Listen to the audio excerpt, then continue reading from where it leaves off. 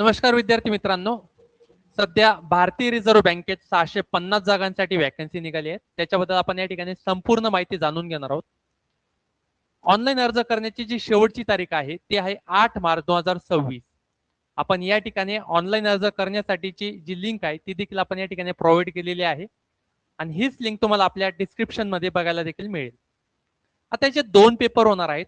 Paper 1 आहे त्यामध्ये इंग्रजी तुम्हाला 40 गुणांसाठी 20 मिनिटे, गणितासाठी 35 गुण 20 मिनिटे, बुद्धिमत्तेसाठी 35 गुण 20 मिनिटे. तुम्हाला या ठिकाणी प्रत्येक सेक्शन पास व्हायचं आहे. समजा एखादी सेक्शन मध्ये चांगले मार्क आणि एखादी सेक्शन जर फेल झालात तर संपूर्ण पेपर 1 तुम्ही फेल मानला जाणार. असा पेपर 1 तुम्हाला 100 गुणांसाठी 60 मिनिटं वेळ असणार आहे आणि पेपर 1 मध्ये एकाच 10 पद्धतीने म्हणजे 650 जागांसाठी 6,500 विद्यार्थी निवडले जातील आणि हेच 6,500 विद्यार्थी पेपर 2 ला जातील. पेपर 2 मध्ये काही सेक्शन वाढवलेले आहेत.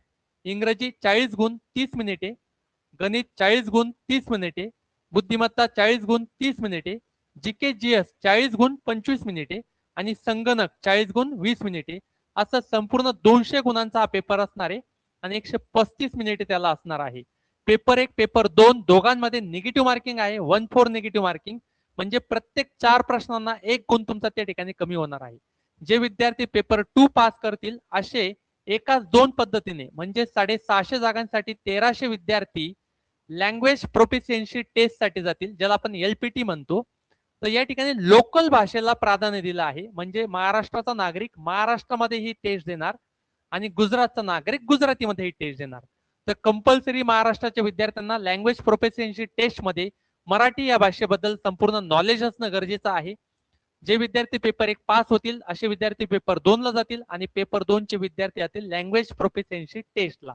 तर विद्यार्थी मित्रांनो, आपल्याकडे ही आरआरबी ची जी बॅच आहे ती सुरू झालेली आहे. ऑनलाईन ऑफलाईन बॅच आपली आहे. तर ज्याही विद्यार्थ्यांना ऑनलाईन किंवा ऑफलाईन दोघांपैकी कुठल्याही याला जर प्रवेश घ्यायचा असेल तर अशा विद्यार्थ्यांनी 99 70 65 03 63 या नंबरला संपर्क साधायचा आहे. Thank you so much.